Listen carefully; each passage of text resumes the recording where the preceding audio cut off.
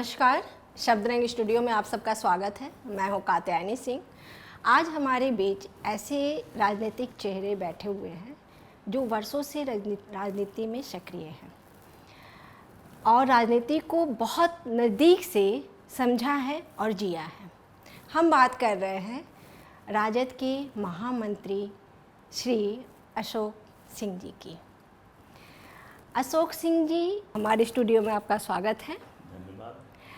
आज आपके बारे में हम जानेंगे, आपके परिवेश, आपकी शिक्षा, आपका परिवार और आपकी पृष्ठभूमि। ठीक है। हमारी परिवार में रायबरेली जनपद के रामपुर कलां गांव में पैदा हुआ। वहीं प्राइमरी एजुकेशन मेरी वहीं गांव से शुरू हुई। हाई स्कूल में बैसवारा इंटर कॉलेज लालगंज रायबरेली से इंटर किया और ग्रेजुएशन करने लखनऊ विश्वविद्यालय आ गया। तो यहाँ मैंने लखनऊ विश्वविद्यालय में ग्रेजुएशन किया और मैंने लॉ की परीक्षा प्रथम श्रेणी में उत्तीर्ण की। छात्र जीवन से ही राजनीति में, क्योंकि मैं राजनीतिक परिवार का था, देश की आज़ादी से लेकर टिल टू डेथ मेरे ग्रैंडफादर रायबरेली से सरेनी विधानसभा से लगातार एमएलए होते रहे जब से देश आज़ाद हुआ पहले, और निरंतर कभी हारे नहीं, मृत्यु तक वो वहीं से विधायक चुने गए। और राजनीति के पृष्ठभूमि के बीच में हम अपना जीवन बिताया। इंटरमीडिएट के समय, इंटरमीडिएट जब मैं कर रहा था तभी हम यूथ कांग्रेस और कांग्रेस में सक्रिय हुए। यहाँ आते आते लखनऊ में जब मैंने ग्रेजुएशन और लॉ की तो पूरी तरह राजनीति से जुड़ गए। हमारे प्रेरणा स्रोत थे विश्वनाथ प्रताप सिंह, उनका सानिध्य भी हमें मिला। उन्हीं के साथ हमने उत्तर प्रदेश में जब वो अध्यक्ष हुए, चीफ मिनिस्टर हुए, तब भी हम उन्हीं के कार्यशैली और उन्हीं की प्रेरणा से हम राजनीति करते, उन्हीं के पास आते जाते बैठते थे। और वो सिलसिला हमारा टिल टू प्रधानमंत्री जब बने तब तक रहा। जब उन्होंने कांग्रेस छोड़ी तो हमने भी उसी दिन कांग्रेस छोड़ी। हम निरंतर उनके साथ रहे, हर क्षण रहे, हर पहलू पे रहे और उनको आदर्श मानकर ही मैंने राजनीति, क्योंकि वो ऐसे व्यक्तित्व थे जिनसे सीखा जाता था राजनीति की विचारधारा, राजनीति का मर्म, किसे राजनीति कहते हैं, जो न जाति थी न धर्म थी, एक ईमानदारी और प्रगति के रास्ते पर वो व्यक्तित्व था। उस व्यक्तित्व के सहारे हम राजनीति शुरुआत किया और जब तक वो रहे मैं उनके साथ रहा। उसके बाद हमें लालू जी की विचारधारा अच्छी लगी। लोग कहते लालू की पार्टी, लालू व्यक्ति नहीं विचारधारा है। लालू का मैंने एक बार भाषण सुना, उन्होंने भाषण दे रहे थे, मैं उनको जानता नहीं था। उन्होंने कहा जब मैं राजनीति की शुरुआत किया, पटना यूनिवर्सिटी में मैं छात्र था, हमारे बड़े भाई चपरासी थे, मैं उन्हीं के क्वार्टर में रहता था। मेरी माँ हमें 2 रोटी बना के देती थी, मैं 2 रोटी लेकर गाय और भैंस चराने जाया करता था, बकरी चराने जाया करता था। मैंने सोचा ये जो 2 रोटी कपड़े में लपेटकर जो व्यक्ति राजनीति की शुरुआत किया और बिहार जैसे जहां सामंतवादी ताकतें इतनी ताकतवर थीं, उसको कुचल कर आज इस धरातल पर बैठा। एमपी एमएलए तो कोई बन सकता है, लेकिन पटना विश्वविद्यालय का 2 बार अध्यक्ष बनना और जयप्रकाश नारायण जेपी मूवमेंट जिसको कहा जाता है उसका लीडर बनना, ये बहुत ही कठिन विचारधारा थी और मैं उनसे प्रभावित था, उनकी विचारधारा से प्रभावित था, क्योंकि हमने ये महसूस किया कि उनके शासनकाल में लोग कहें ये तो बड़ी अराजकता फैली है, लेकिन हम देखा करते थे अराजकता उतनी फैली नहीं थी जितनी दिखाई जाती थी। अराजकता थी नहीं, क्योंकि बगैर किसी प्रूफ का कैसे हम दिखा सकते हैं?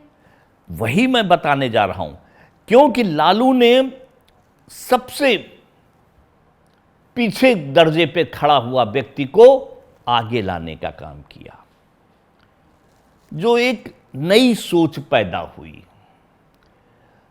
जो पिछड़े दलित अगड़े उन्हीं के साथ, क्योंकि मैं विश्वनाथ प्रताप सिंह की विचारधारा से प्रभावित था और जब वीपी सिंह प्राइम मिनिस्टर बनते हैं तो जो चीजें हुआ करती थी, सदियों से बंद पड़ी थी, मंडल कमीशन रहा हो, जो बातें रही हों, जो यहां लागू नहीं हुई थी, क्योंकि चुनावी एजेंडे में, घोषणा पत्र में विश्वनाथ प्रताप सिंह ने कहा था कि हम देश के प्रधानमंत्री, हमारी सरकार बनती है और हम बनते हैं तो हम सबसे पहले मंडल कमीशन लागू करेंगे। उसका इतना बड़ा जन समर्थन मिला कि पूरे देश में वीपी सिंह की सरकार बनी और विश्वनाथ प्रताप सिंह प्रधानमंत्री बने। बनने के साथ ही उन्होंने सबसे पहले कार्यक्रम शुरू किया। जब उन्होंने मंडल लागू किया, उसी समय भारतीय जनता पार्टी, जो आज मंडल मंडल कह रही है, उसी समय वो कमंडल उठा लिया और अडवाणी जी रथ यात्रा निकालना शुरू कर दिए। विरोधाभास हुआ, क्योंकि पिछड़े और दलित जो समाज में कुचले जा रहे थे, उनको हक और हुकूक मिलने लगा, तो सामंतवादी ताकतें, उनमें बेचैनी हो गई कि ऐसा न हो कि हमारा जो साम्राज्य था वो कहीं इनके हाथ में ना आ जाए। लेकिन तब तक तो खिसक चुका था, नई राजनीति की शुरुआत हो चुकी थी और चली गई। कात्यायनी जी इसी सब बातों को लेकर राजनीति से और शिक्षा से हम अपने परिचय दिया। उसी ज़माने में जब मैं यहाँ पढ़ रहा था तो हमारी दोस्ती भी अपनी क्लासमेट से हुई, उसी से मैंने शादी किया।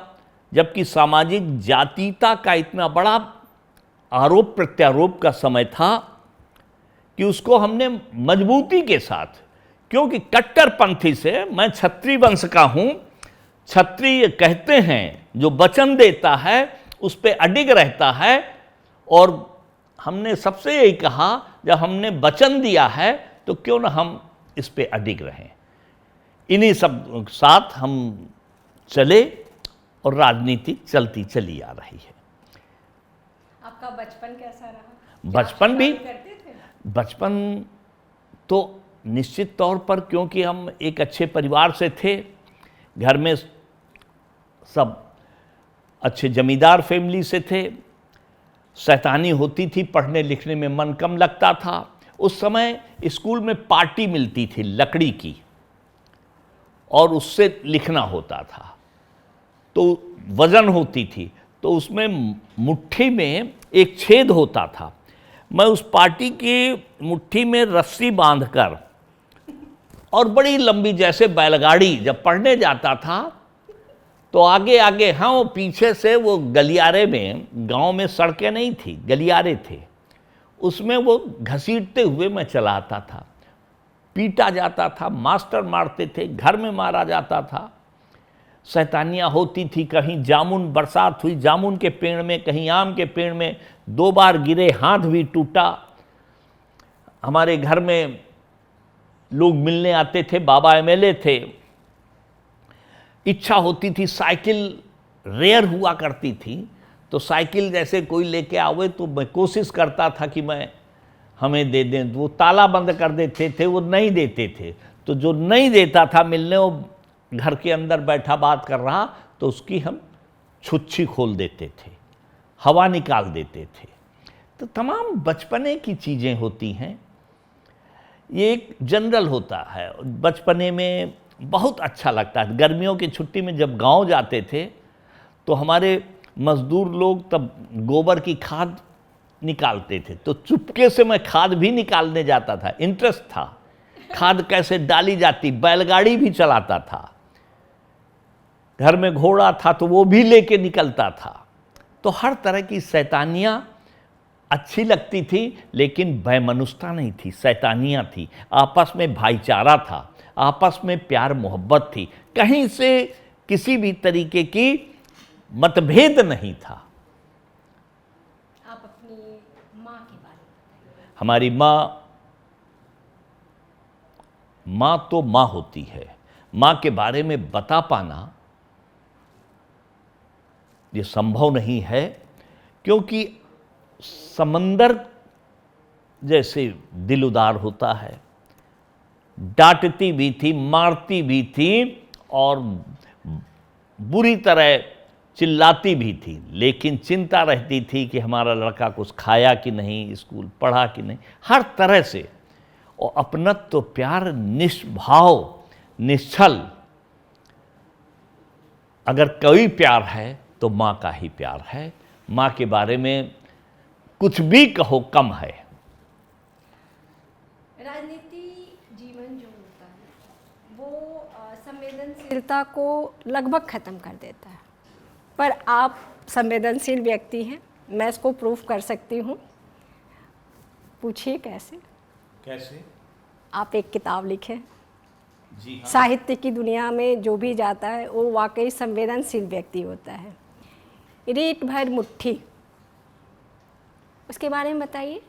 राजनीतिक जीवन में होते हुए साहित्य की तरफ कैसे चले गए? हमने तो पहले भी बताया था, मैं विश्वनाथ प्रताप सिंह को अपना प्रेरणा स्रोत मानता था।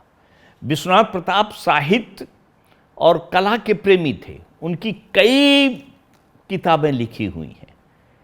उन्हीं के प्रेरणा से हमने इसको शुरुआत किया। उस ज़माने में हमारे दोस्त हुआ करते थे, हम लोगों ने एक फैक्ट्री लगाई थी ऑप्टिकल फाइबर की। उस फैक्ट्री में राजेश श्रीवास्तव जी, हम, वो भी एक साहित्यकार, वो अच्छे थे। उनकी भी प्रेरणा मिलती गई।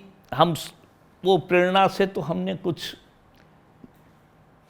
शब्द लिखे, चले, पढ़े। विश्वनाथ प्रताप सिंह और राजेश दोनों की भावनाओं को हम निचोड़े, क्योंकि उस फैक्ट्री में राजेश निरंतर हम साथ थे। और साहित्य के प्रति लगाव इसलिए मेरा था कि मैं रायबरेली जनपद का रहने वाला हूँ। आचार्य महावीर प्रसाद द्विवेदी जी, मलिक मोहम्मद जायसी जी, ये देश के महान कवि भी उसी भूमि के हैं। तो उस धरोहर में कोई न कोई राजनीतिक और साहित्यिक विचारधारा घुल के रहती है। वीरों की भी भूमि है, राणा बेनीमाधव की भी भूमि है। हमारे यहाँ कवि डॉक्टर शिव बहादुर सिंह भदौरिया जैसे कवि भी हुए हैं, तो वो हमारे प्रिंसिपल भी थे, टीचर भी थे, शिव बहादुर सिंह भदौरिया। तो हम लोग, साहित्य एक ऐसी चीज है जो इस देश की दिशा और दशा का चित्रण दिखाती है, राजनीति उसको चलाती है और समझती है। इन दोनों के मिश्रण से हम साहित्य सीखे हैं। मुट्ठी भर रेत प्रतीकात्मक शीर्षक है, इसके पीछे की भावना बहुत साधारण है कि जीवन, ये जो जीवन है, दिन प्रतिदिन क्षीण होता जाएगा। इस जीवन में जो मर्म है, जो दर्द है, जो चीज है, हकीकत है, उसको सही, क्योंकि रेत अगर हाथ में पकड़ोगे तो धीरे धीरे खिसकती जाती है। उसी तरह ये जीवन है, और उसी जीवन का चिरतार्थ, चाहे प्यार के संबंध हो, चाहे देश से संबंधित हो, चाहे साहित्य से जुड़ा हुआ हो, सब उसी पे आधारित है। ये गज़ल विधा में लिखी हुई किताब है। जी क्या आप हम लोगों को कुछ गज़ल सुनाएंगे? हाँ, एक सुना सकता हूँ थोड़ा बहुत।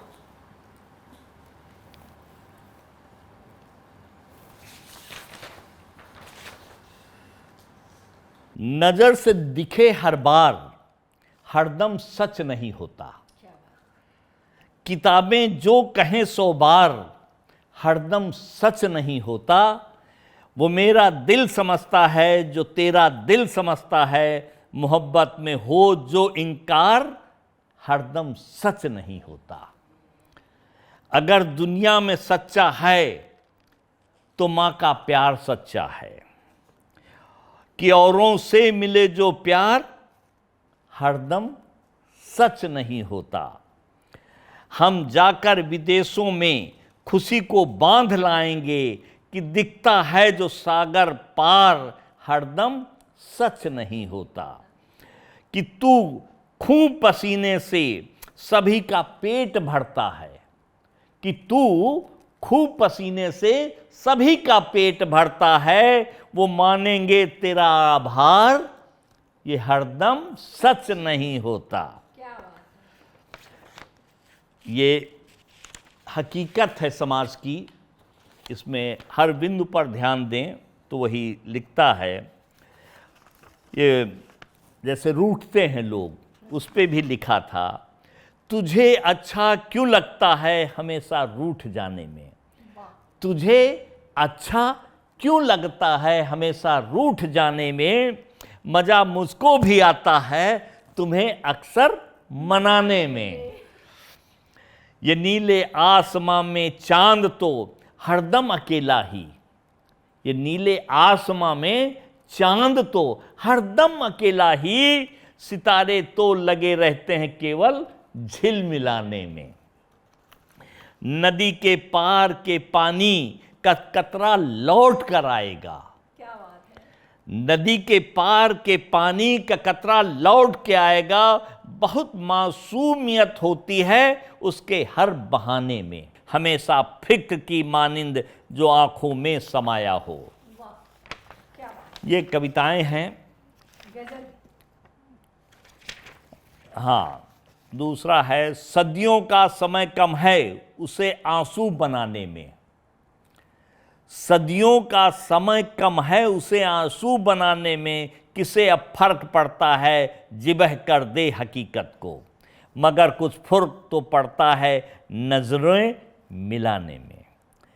ये है कविताएं, और तमाम हैं इस तरह, तो बहुत लंबी चौड़ी हैं, सब हैं इसमें, राजनीति में भी हैं। थोड़ी सी फिर हम आते हैं राजनीतिक पर। आलोचकों का कहना है कि राजद में युवाओं की भूमिका बहुत सीमित है। तेजस्वी यादव खुद ही युवा हैं, इसके बारे में आप क्या कहेंगे? भूमिका सीमित नहीं है, आलोचकों का तो यही कहना है। अगर आप ध्यान दें, आलोचक क्या देखते हैं क्या समझते हैं हमें नहीं पता। तेजस्वी यादव ही एक ऐसे व्यक्ति थे जिसने 5 लाख नौकरियों का वादा किया और करके दिखाया, उसके बाद सरकार में नहीं रहा, तो नौकरियां जो मिली 5 लाख, ये नौजवान ही तो पाए होंगे, बुढ़े तो पाए नहीं होंगे। तो ये कैसे आलोचक हैं, कैसे हैं? पार्टी में जाने की बात हो सकती है, पार्टी में युवाओं के लिए सीमित जगह है, ऐसी बात नहीं। वंशवाद की भी तोहमत लगती रही है। वंशवाद तो कहाँ नहीं है, कहाँ है बताइए? राजनाथ सिंह में नहीं है,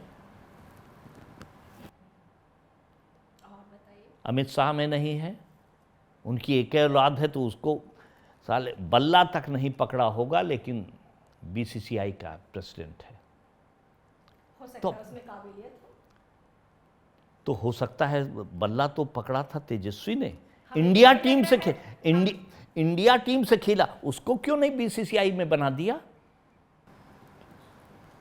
और ये ऐसे हैं, लालू जी का परिवार ऐसा है जो चुनाव लड़ के आया है, बाकी तो सब नाम पर लालू यादव के बाद तो नॉमिनेट किए गए हैं, बाकी लोग नॉमिनेट करते हैं। लालू के लड़के जनता के बीच गए, चुनाव लड़े, चुनाव जीत कर आए हैं। जबकि तेजस्वी के बारे में बोला जाता है कि बहुत एरोगेंट है। गलत बोलता है, लोग नजरिया देखने का अलग अलग है। शालीन सरल सोच, विजन, आपकी पार्टी में फैसले लेने की जो प्रक्रिया है क्या लोकतांत्रिक है? मुझे तो नहीं बिल्कुल लगता है। सबसे पार्टी से मिलके अभी राष्ट्रीय कार्यकारिणी थी, एक एक चीज पे डिस्कस हुआ। हम उत्तर प्रदेश से बुलाए गए थे, सब डिस्कस होता है। आपके बारे में तो वैसे भी कहा जाता है कि जहाँ से राजनीति खत्म होती है आपके लिए शुरू होती है, तो आपको तो बुलाया ही जाएगा।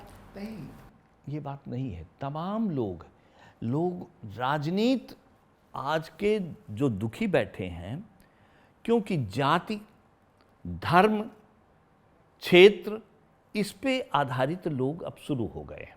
हम किस जाति के हैं, हम किस दल के हैं, हमारे सिद्धांत वसूल, हम क्षेत्रीय समस्याएं, देश की समस्याएं, प्रदेश की समस्याएं भूलकर हम दलगत राजनीति और जातिगत राजनीति और धर्म की राजनीति पे बढ़ने लगे।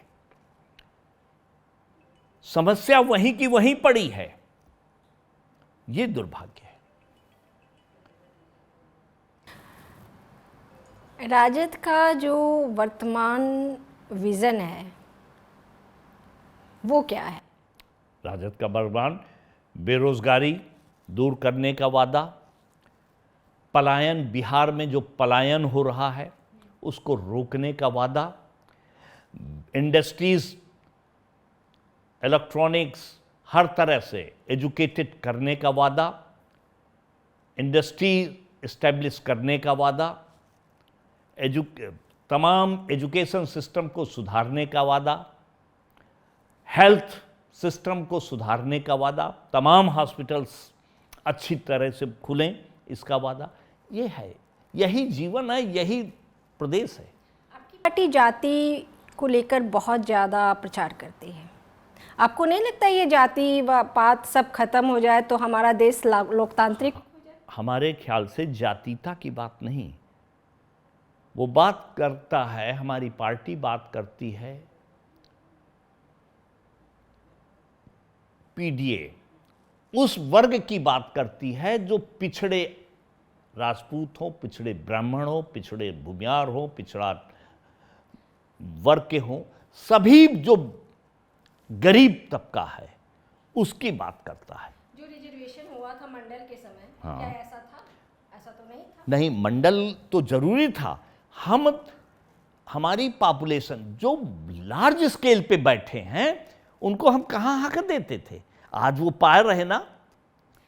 तो बहुत जगह देखती हूँ कि जो सवर्ण हैं वो बहुत कम है, मतलब उनकी जो आय, इनकम जो है बहुत कम है, और जो जिसको हम लोग बोलते हैं पिछड़ा, जो भी, उन लोग को मैं देख रही हूँ कि बहुत ऊंचे ऊंचे पदों पर हैं। सुने, हाई स्कूल इंटरमीडिएट, इसको चेंज करना चाहिए ना? हाई स्कूल इंटर में कोई रिजर्वेशन है? नहीं। आप पिछले 10 सालों का रिकॉर्ड उठा के कितने सवर्ण टॉपर हैं और कितना बैकवर्ड दलित टॉपर है। हाई स्कूल इंटर के रिजल्ट्स देखें। आपको नहीं लगता कि मेडिकल वगैरह में ये सब रिजर्वेशन नहीं होना चाहिए? कितने में जा रहा? नहीं, हम वही मेडिकल की ही बात है, कभी शुरुआती दौर पे हुआ होगा। आजकल मेडिकल में सीपीएमटी में पिछले साल कितने में गया है जनरल और रिजर्वेशन? 0.2 पे अंतर है।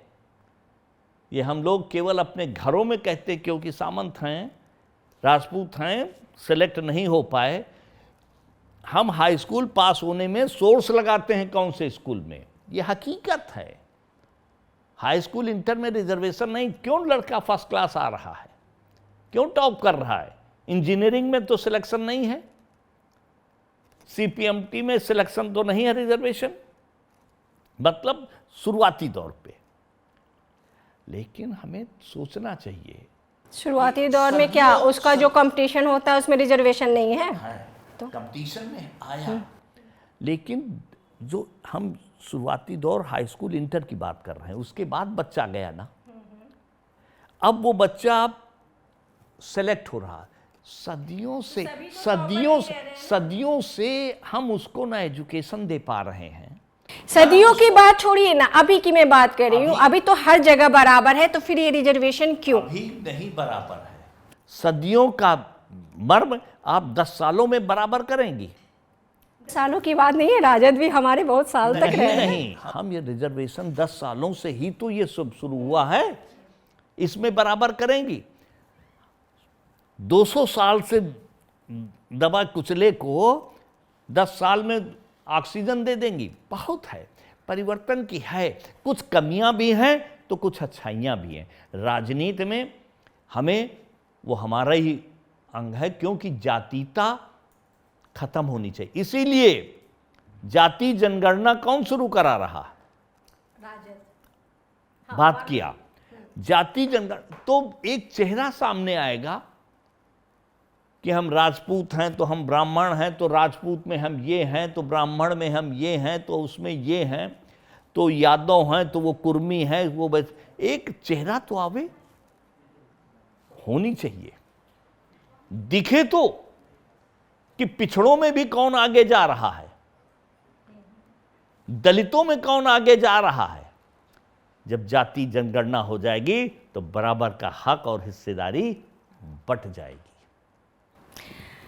तेजस्वी यादव को आप कैसा नेता मानते हैं? क्या वो युवाओं के लिए प्रेरणा बन पा रहे हैं? हालांकि उनके बारे में तो बहुत आलोचना आती है कि वो कम पढ़े हैं और बहुत एरोगेंट हैं, और अब जिस तरह से उनके पिता लालू यादव, उस तरह से वो विलक्षण नहीं है।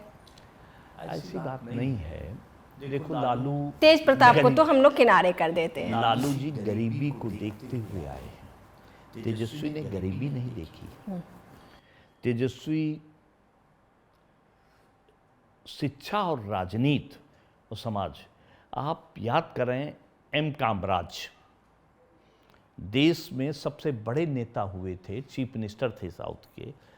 चंडीगढ़ की प्लानिंग उन्होंने ही की थी, एम कामराज। एजुकेशन अंगूठा लगाते थे। तो इसको आप क्या कहिएगा? अंगूठा लगा, तो विजन होना चाहिए, जनता के प्रति लगाव होना चाहिए, सोच होनी चाहिए। ज्यादा पढ़ लिख कर वहां ये नहीं है, पढ़ाई जरूरी है, लेकिन और अच्छा विजन अगर अच्छा ना होता तो 4 महीने के शासन काल में 7 महीने चली सरकार, नीतीश फिर अलग हो, 5 लाख नौकरियों देने का टारगेट तेजस्वी का तो था, विजन था, तभी तो था। अब क्योंकि तेजस्वी, आरजेडी, लालू हमारा विचारधारा बन गई है कि ये गुंडे और बदमाश हैं। चारा घोटाला क्या है? चारा घोटाला 1900, हाँ, उस समय बहुत सारी ऐसी चीज़ें आ रही थी। एक मिनट, उस समय ऐसी बहुत सारी चीज़ें आ रही थी। कोई आईएएस का प्रकरण था उनकी वाइफ के साथ का, तो ये जो कहा जाता है कि उस समय अराजकता थी, जंगल राज, बहुत कुछ कहा जाता था। तो इसमें सच्चाई तो है। आज तो अब तो अराजकता खत्म हो गई। परसों ही हम लोग राष्ट्रीय कार्यकारिणी हो रही थी। समय की मैं लालू की बात कर रही हूँ ना, चारा घोटाला। आज के चारा भी उसी में आ रहे हैं। इतना बड़ा हजारों करोड़ की कंपनी का मालिक दिन दहाड़े पटना शहर में गोली से मार दिया जाता है, क्योंकि लेकिन पेपर नहीं छापेगा, हवा नहीं जाएगी, क्योंकि वो भारतीय जनता पार्टी के शासन है। लालू के यहाँ चींटी मरी तो फ्रंट पेज पे छपेगा, देखो लालू ने पैरों से चींटी को कुचला। यह अन्याय है। चारा घोटाला के बारे में एक चीज और बता दें, लालू यादव तो खामखा बदनाम है। ये घटना 1977 से लेकर 1993 की है। 1977 टू 1993 960 करोड़ रुपए का ट्रांजैक्शन चारे पे हुआ। लालू तो 90 में चीफ मिनिस्टर बनते हैं। 77 से 90 तक कौन है? जगन्नाथ मिश्रा। लालू तो 90 से 93 में है। और सबसे बड़ी चीज, FIR CBI के लिए लालू ने चिट्ठी लिखी है। स्कूटर का नंबर से पकड़ा गया, ट्रक में माल जा रहा, वो उसमें पड़ा स्कूटर का नंबर, ये लालू ने पकड़ा। और दुर्भाग्य है, उल्टा चोर कोतवाल को डांटे, वही हो गया। क्योंकि मीडिया और ये जगन्नाथ मिश्रा ने शुरुआत की थी 77 से 90, कितने साल? इनका तो पीरियड केवल 90 से 93 तक का ही है, 960। उसके बाद तो केस खुल गया 93 में। और लालू तो चीफ मिनिस्टर ही 90 में बने। लेकिन चारा, कहीं हो चारा चोर की बात होगी तो लालू का चेहरा, भैंस की बात होगी तो लालू का चेहरा, भाषा की बात कोई भी हो, क्योंकि लालू अपनी जमीर को बेचा नहीं। क्योंकि लालू अपनी भाषा के कारण विदेशों में भी प्रचलित रहे। प्रचलित क्या मतलब एक पहचान भी विदेशों में अगर बिहार की है तो लालू यादव से है। भाषा के कारण, रहन सहन के कारण बदलाव नहीं है ना। भैंस दूहना तो दूहना है। वो ये चेहरा नहीं था कि मैं तो चाय बेचता था और सूट 1 करोड़ का पहने हूं। तो अपॉर्चुनिटी मिली तो पहने, नहीं, वो पहनते हैं। वो राष्ट्रीय ठाट, लालू यादव राजसी ठाट में रहते। कौन सा प्रधानमंत्री, सुने, कौन सा प्रधानमंत्री 1 करोड़ का सूट पहन सकता है? उसकी क्या सैलरी है? जवाहरलाल नेहरू के बारे में भी बहुत प्रचलित है। जवाहरलाल नेहरू का बाप उन्होंने कभी नहीं कहा हम चाय बेचते थे। जवाहरलाल नेहरू तो जो जैसा रहेगा वैसा ही तो बताएगा ना। गांधी जी ने सूट से फेंका था और लंगोटी पहनी थी। गांधी जी की तो चर्चा ही मत कीजिए। बैरिस्टर थे। हाँ, उनको अपनी पहचान इस तरह से बनानी थी। उस जमाने में पहचान बनाना भी कठिन था, देश गुलामी के तौर पे था। और तो इसीलिए तो बैरिस्टर होना बहुत बड़ी चीज थी। हम अच्छाइयां बुराइयां हर इंसान में है। शौक भी मायने रखता है। अगर हम इंसान रूप में हैं तो शौक भी होना चाहिए। हम 1 करोड़ का पहने, 2 करोड़ का पहने, पर काम तो हम बहुत अच्छा कर रहे हैं। क्या किया देश में? हमें क्या एक भी नई इंडस्ट्री बता दो कि इतने साल में, 15 साल में कोई फैक्ट्री, बड़ा उद्योग लगा? अशोक जी बहुआयामी प्रतिभा के धनी हैं। इनका व्यक्तित्व तो बहुत विशाल है, लेकिन ये जो कहते हैं वो तथ्य से दूर है। ये अपनी पार्टी की भावना से चलते हैं। जब कभी ऐसा होगा, जब ऑपरेशन लोटस इनके प्रभाव में आएगा, तब मैं फिर इनको यहाँ बुलाऊंगी और इनका इंटरव्यू लूँगी। तब पता चलेगा कि कितने इंडस्ट्री खुले और कितना विकास हुआ। नमस्कार अशोक जी। नमस्कार, नमस्कार, थैंक यू।